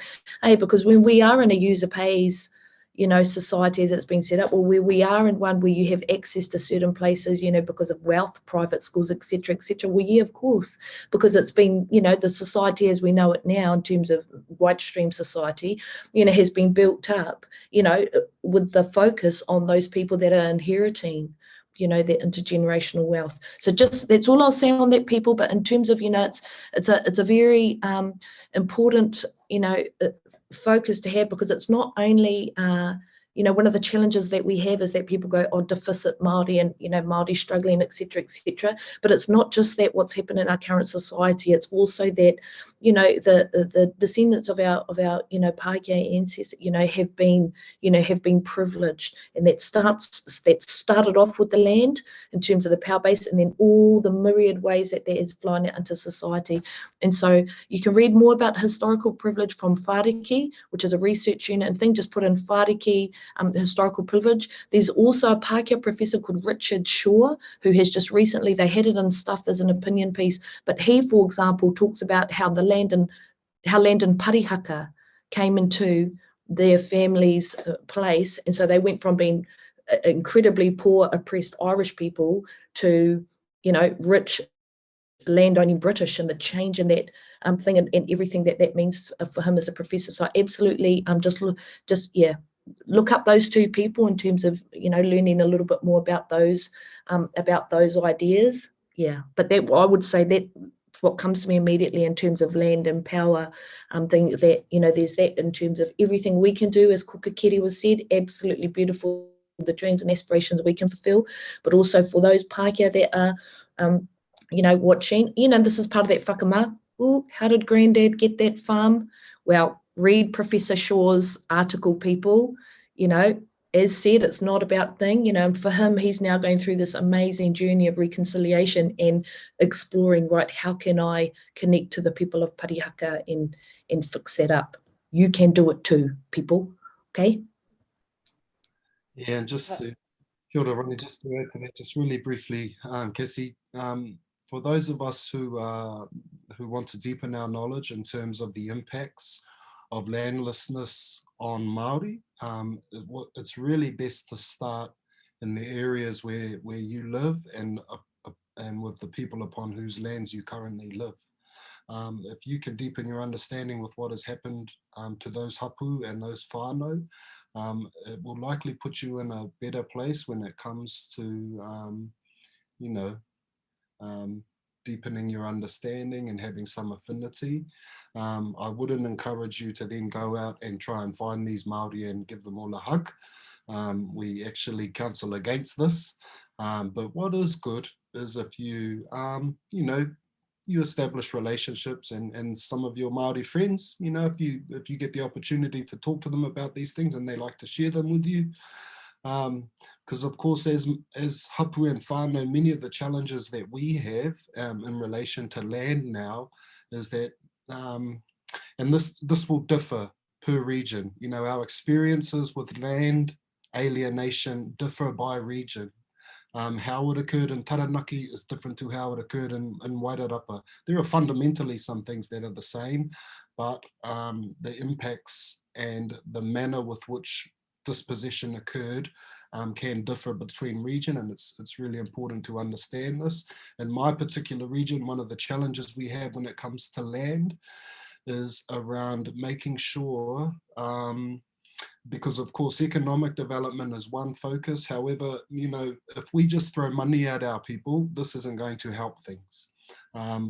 What we are attempting to do is to include our people in the development of our land, that our whānau resources are just as important as our remaining resources, and that hopefully we build these things together. Because often our people, whether they don't have a university degree, if they haven't been in a particular job for 20 years, then unfortunately their contribution is often discounted. And our challenge in terms of Māori development is being able to build an environment, a platform that allows for the participation of all of our people in the revitalization, not only of our lands, but of our mana and of all of these things. Kia ora. Kia ora. Honestly, there's so many good questions in here. Like I'm just like spending time being like, oh, these are some beautiful Hāti kōrero. So aroha mai, we won't be able to get to all of your questions, but I'm trying to find some themes that are coming through. The next one I wanted to just bring about, because it captured me a little bit, is when do you think Aotearoa will adopt or achieve rangatiratanga? Kahu, I think you should have a kōrero, darling. Come on. Oh, well, I mean, I don't know that I have that much whakaaro to offer on this. I think this is one of those things that is just really hard to imagine, you know, when I talk about what rangatiratanga means. Will Aotearoa achieve that on a national scale? I really don't know, but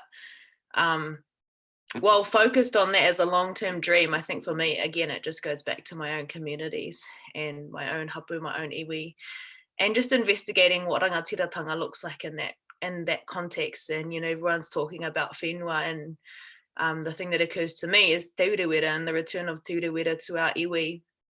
My parents met through DOC, so I grew up actually in a kind of department conservation framework, and then when our iwi got our whenua back, and just to investigate, you know, what that looks like, to learn about the history of what it meant for te urewera to become a national park, a site of conservation, and then what it can be for our future now. Like that for me is rangatiratanga, when our iwi, our hapu can feed from, can live on, can live from our whenua. So in that sense, I think, you know, I'm not thinking too much on rangatiratanga on a national scale, because I really don't know what that looks like. But, you know, me and so many of my people just dream of that return home, of that connection of living with our whenua and what comes from that knowledge, identity, well-being. So that's, I guess, where my whakaaro are centered on it all. Kia ora. Any other whakaaro there? I think that there's a wairua and a psychological kaupapa with this, and that is that if we believe in our rangatiratanga and our rights to exercise our rangatiratanga, and we go forth in the world aha ko te aha in that way, then the kaupapa starts to embed within our wairua, within our hinengaro, within our tinana, that we are entitled, that we are mana whenua, that we can exercise our rangatiratanga aha ko te aha. So I believe in the power of that as a kind of baseline starting point, because if we're going to say, you know, our whenua has been, all these XYZ people are not from our whenua, but they're living, squatting on our whenua, you know, we kind of stop ourselves. We stop ourselves, we undermine ourselves.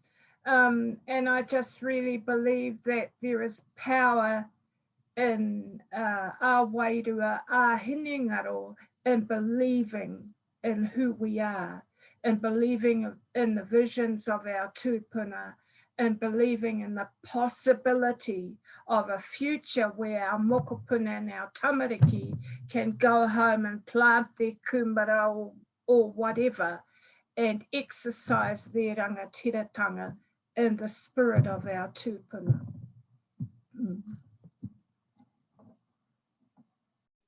Tika tō kōrero, wā mihi. The next question, we're getting a few coming through about the role of Pākehā. And so one of those questions is, as a Pākehā, I struggle with knowing when I should use my voice and when I should shut up and let Māori speak. What advice do you have for us to be better allies while also not taking away from time and space from Māori?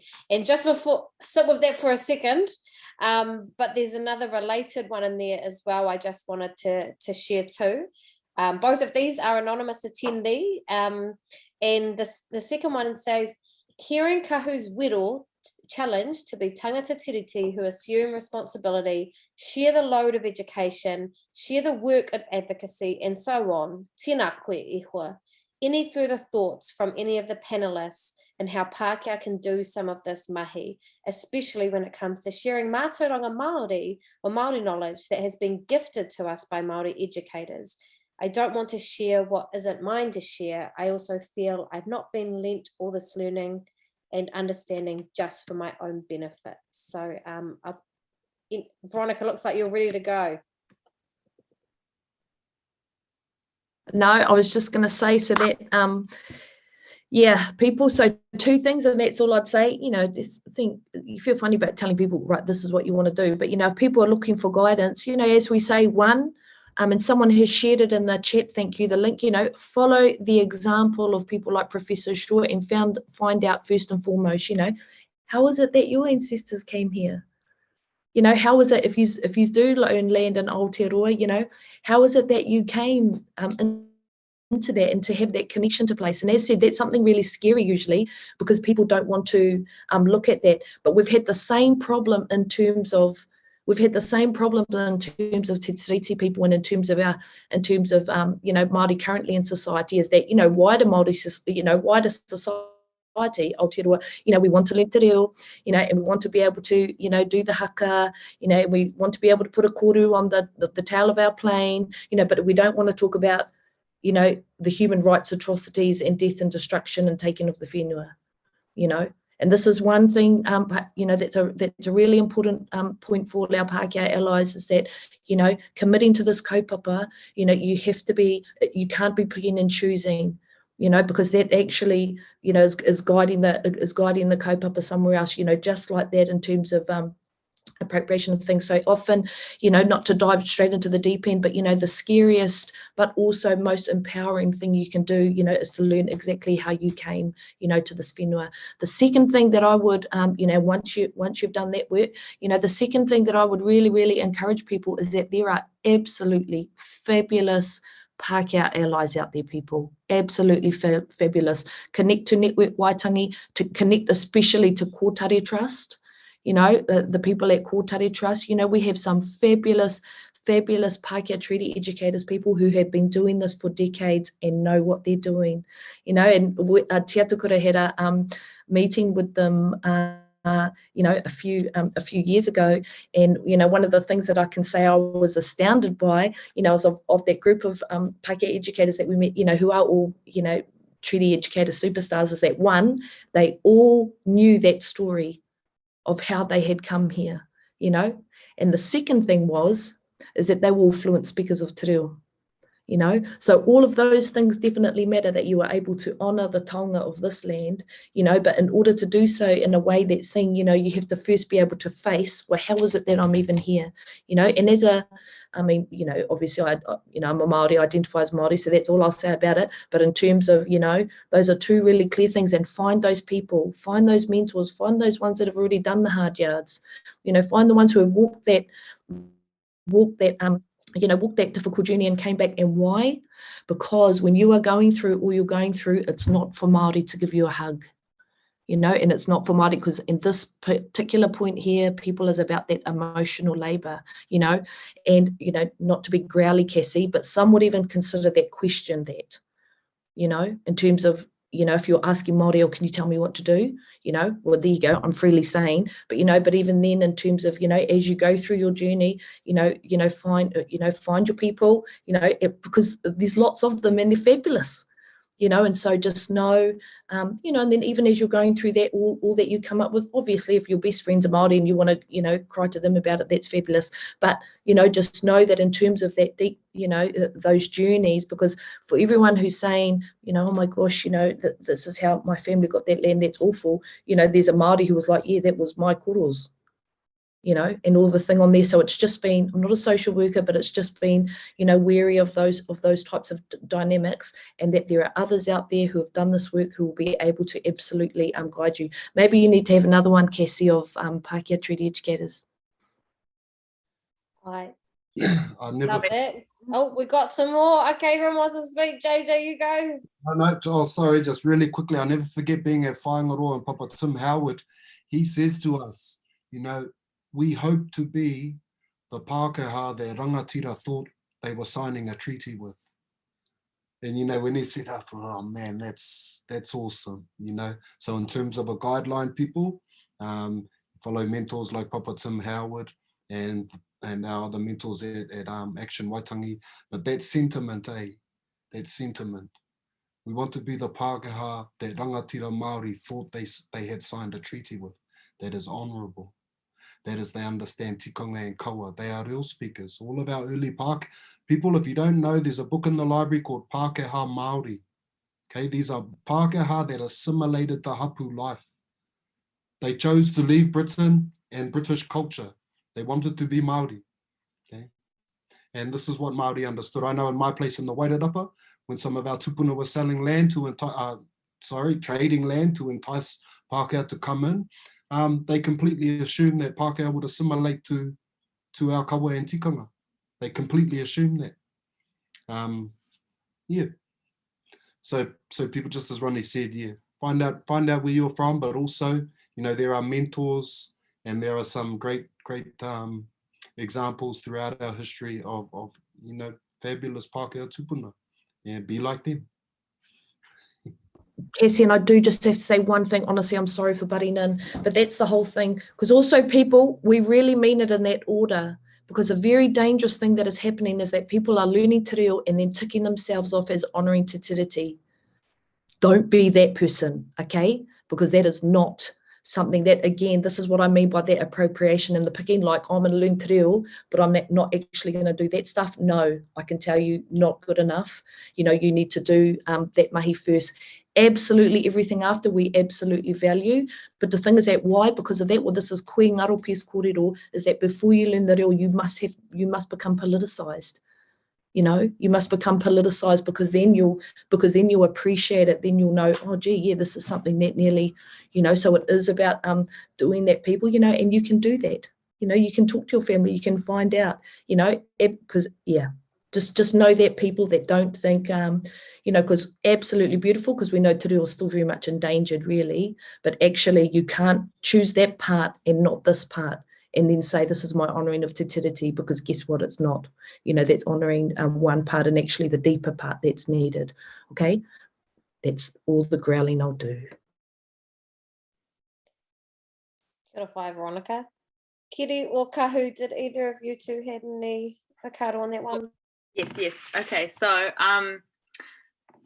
my mate Hayley Cordoy has been talking a lot recently about this idea of being in right relation and to the whenua, to your whakapapa and to other people, and I think that's a really cool one to come into as a Pākehā person. Māori spaces or kaupapa Māori is bringing with you the tools so that you can be in right relation with those who you are working with. And for me, I think that's where I reinforce the point around, you know, articulating for yourself who you are and what your whakapapa is. And I know that's not a privilege afforded to everyone, and for some that is a mystery, but if you do have that privilege of knowing your whakapapa and where you come from, bring that to a kaupapa, you know, as a way to articulate, this is who I am. And, you know, my kuia on my Pākehā side, she can do 18 generations of our Scottish whakapapa. So she gets me when I talk about being proud of being Māori. Bring that with you into your space. And just be willing to whakawhanaungatanga, go and do the mahi and be part of the kaupapa. You know, I'm only young, but, you know, when I go into this mahi or when I express an opinion, that's the combination of every marae hui I've ever been to, and every time I've sat with a kaumātua and brought them a cup of tea, and every time I've, you know, sacrificed work or uni to go to something, or vice versa. And it's the combination of 24 years of just being a part of a te ao Māori world. And so coming into a kaupapa or this kind of constitutional transformation mahi, bringing Te Tiriti into your workplace, whatever it is not going to be an instant thing. And for those of us who work in this kaupapa who are Māori, you know, we are here because we've brought the whole life of our experience with us. And so, you know, it will take time to figure out how to do that. And also, you know, in terms of when and how to speak, you know, that will be challenging. That's not just for tauiwi, for Pākehā, that's for Māori too. You know, there will be times when we speak where we're called out rightly or wrongly, and that's kind of an inevitability of the kind of kaupapa, and just be willing and open to that. You know, this is just part of being in the mahi, not just for Pākehā, but for those who are Māori too. But I just hope that when we do this kaupapa, we can cultivate environments of trust, whakawhanaungatanga and connection, where that hard kōrero that needs to happen within Aotearoa can be done well. And that's, you know, why I admire the works of the likes of Kassie, because I feel like you really bring that to spaces where I've been in with you, and what I really look to as a model for how to hold space for kōrero amongst, you know, fellow Māori or Pākehā and tauiwi as well. Kia ora, I just want to add a couple of things. My role at the University of Otago Wellington School of Medicine is to decolonise our medical students. And the kaupapa is all around giving them space and encouragement to analyse their own privilege, because privileges can be a very invisible thing and a taken for granted thing. And so I kōrero with them to identify how they see themselves in terms of through a class analysis. And the majority of them see themselves as middle to upper class. So they come from privilege, and then we unpack that kōrero in the spirit of my late whanaunga tākuta Iri Hapiti Merenia Ramsden and her kōrero around cultural safety. So that's over 200 students a year going through that in-depth analytical process. Kia ora iho mā. Thank you. And again, we won't get to all your beautiful questions, but this one has been coming through, and there's two that are related. The kōrero here is, I'm an immigrant from the EU and moved to Aotearoa in 2009. I'm deeply grateful that I was accepted and allowed to build a better life for myself here, but I also feel like a complete outsider. Where do I fit in with regards to Te Tiriti?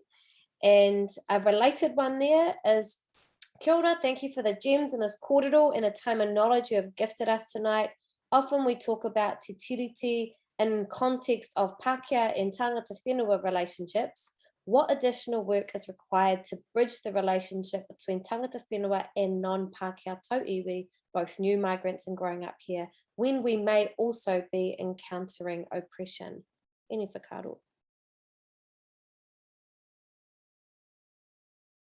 Just on that very last point, and it's not so much a whakaaro, it's just a rōpū I'd like to mihi to. Asians for Tino Rangatiratanga is a really beautiful rangatahi rōpū of Asian whanaunga doing Te Tiriti mahi and upholding kind of the visions of Tino Rangatiratanga. And I think if you are tauiwi or Pākehā or tangata tiriti or whatever, yeah, that's where I look to, you know, really beautiful models of how we can all work together and amplify each other's kaupapa. Yeah. Yeah, I tautoko that kōrero would be the same thing for those of our, you know, friends and whanaunga who are Pākehā, you know, is that there's absolutely fabulous, you know, groups out there such as Asians for Tino Rangatiratanga, such as I also, Jay and I currently working with the multicultural council in terms of some of the work that they are doing. For example, they had translated into, I'm not sure how many different languages, the Treaty of Waitangi, and then through our workshop realised, oh, and Te Tiriti actually says something different. You know, they didn't know, and so we're now working with them to actually be able to communicate with our other whanaunga, yes, and this is what Te Tiriti says. And so there are groups out there, people that are doing, you know, really amazing work, because we have noticed that that is a huge point where people who aren't Pākehā, like, you know, we don't understand where we fit with Te Tiriti, you know, and so Jay and I can say, well, actually, yeah, you're part of that. What Kahu was saying, that tangata tiriti were actually those groups that have come over here, you know, with the crown. But that's all we'll say, because the rest of the journey then is for you too. But yeah, lots of amazing groups out there. If anyone else wants to put some links in there, you know, because especially if you, you know, we've got our ones Tawiwi Mō Matike Mai Aotearoa, and that is not just a Pākehā group, you know, not just a Pākehā group led by some really yeah, amazing of our amazing peeps. Yep.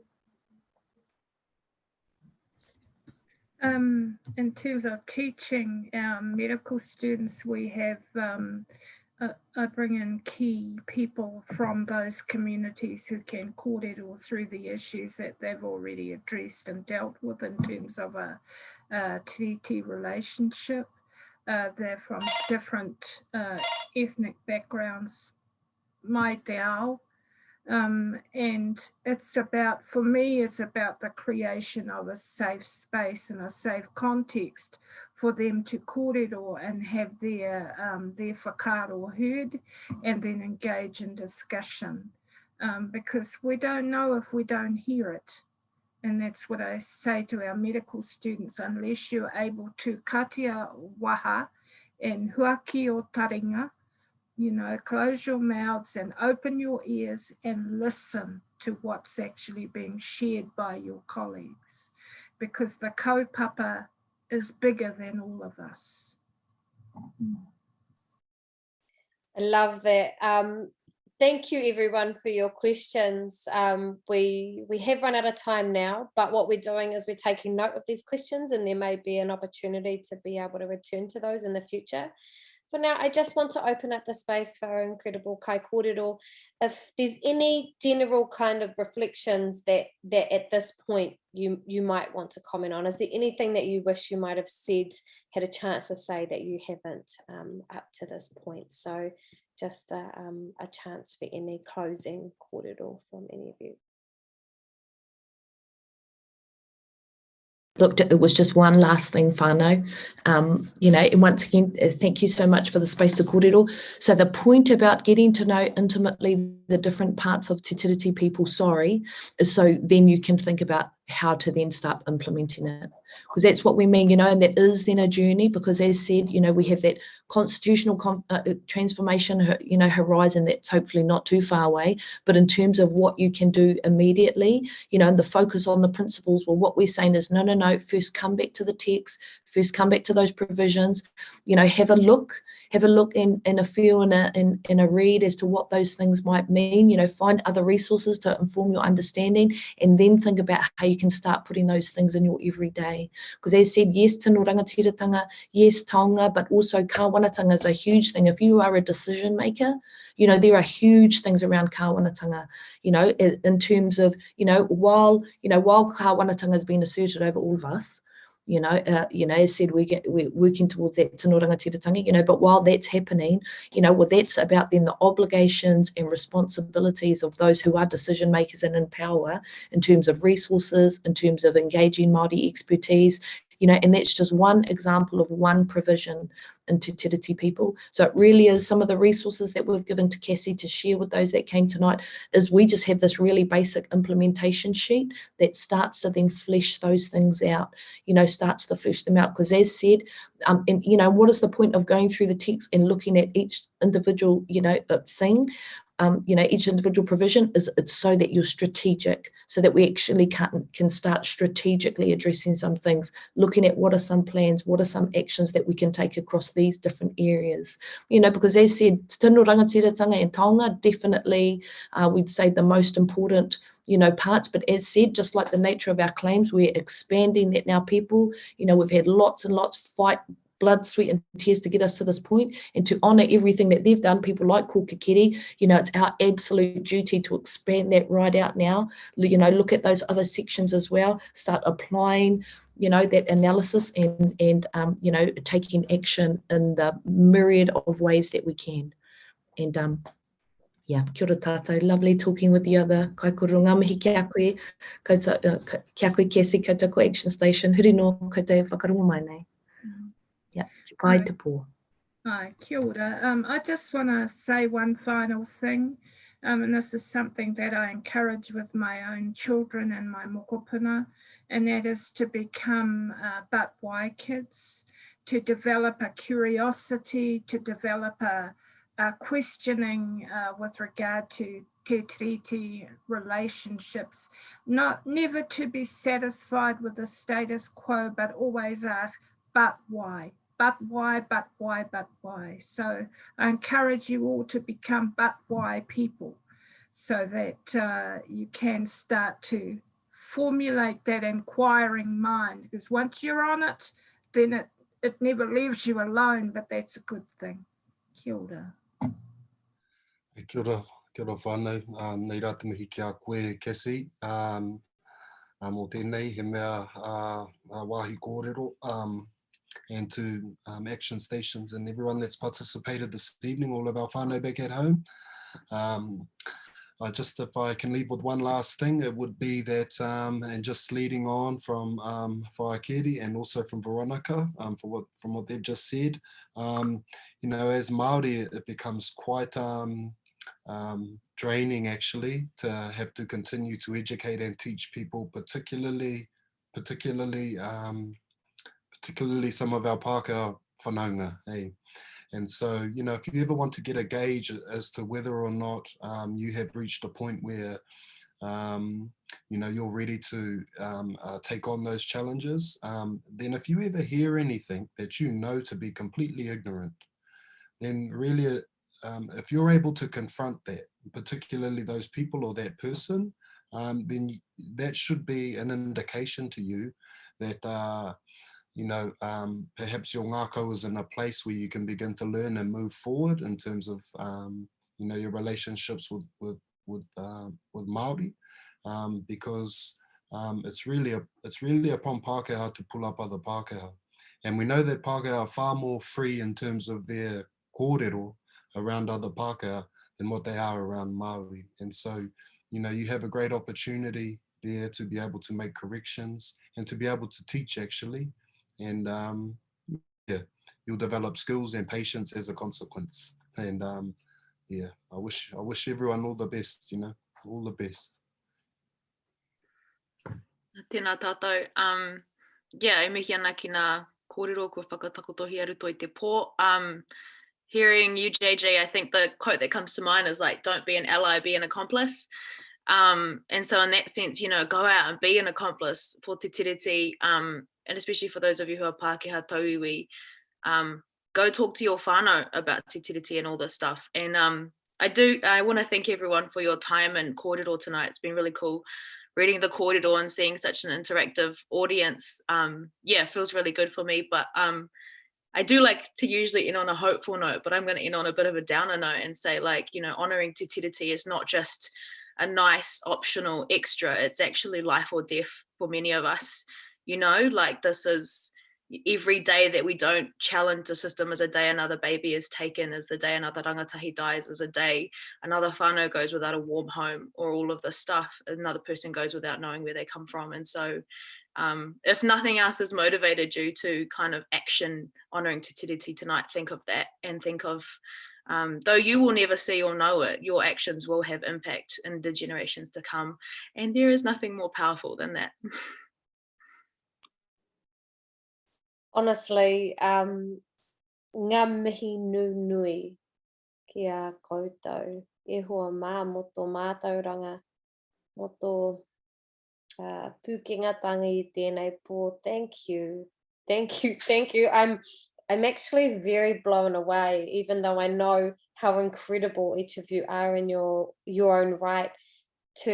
I'm blown away by the kōrero that has come forward tonight, and noticing as well some of those weaving together too, and just want to acknowledge, you know, Veronica, the fact that Whai Keri's work 20 years ago was one of the part of the impetus for you being here tonight and doing the mahi that you do, and how incredible it is to have such a vast amount of generations in this room.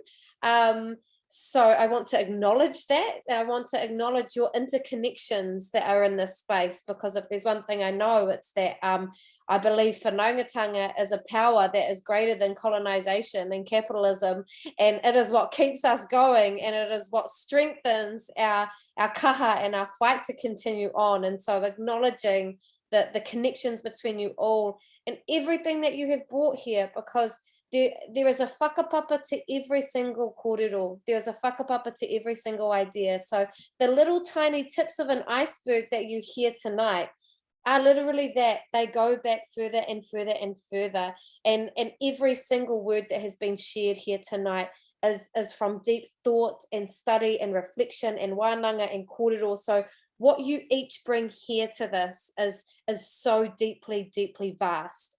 And I thank you very genuinely and seriously for sharing us with here tonight, because as you say, JJ, sometimes this mahi can be a bit draining, and as you say, Kahu, it's about life or death, and as you say, Keri, this is the kaupapa is bigger than all of us, and as you say, Veronica, too much, and amazing words, and enough to be able to say, get intimate with your Te Tiriti o Waitangi, aroha mai, but that is my takeaway. Get intimate, get amongst it, and do the mahi behind to be able to do the mahi out front. Yeah, so thank you to our kai kōrero for your time, and thank you for everyone who has joined on here. We've still got 223 people in this room. It's 8:32. You're still on the line, and thank you for your questions. Sorry that we didn't get to them all. A couple of things just before you jump off. First of all, is that we will be in touch with you probably tomorrow with more info and follow-ups from some of the kōrero from here. And we will let you know about the recording, because we'll just kind of decide how we honor this kōrero appropriately. And the third thing is this is actually the first part of a series. So Internet New Zealand beautifully gave us some Kutia to be able to create webinars, and we wanted to know what was the right kōrero to bring in the right time. And so this is actually just getting started. So the rest of ours, we will be leaning in a little bit deeper to some of the key campaigns. So some of the things that we're seeing on our petition platform, grassroots communities like amping stuff up at a local level, we're going to be hearing from them. So please follow ActionStation on Facebook, stay in the loop, and we will, if you've registered here, you'll also get a notification about the future kōrero as well. So a big ngā mihi nui to everyone tonight. I think we've fought the taniwha of shame, the whakamā factor. We've come together, and I hope that everybody feels richer for it. I certainly feel far more hopeful. So kia ora tātou. Thank you tonight. Have a great rest of your evening. Ka kite for now.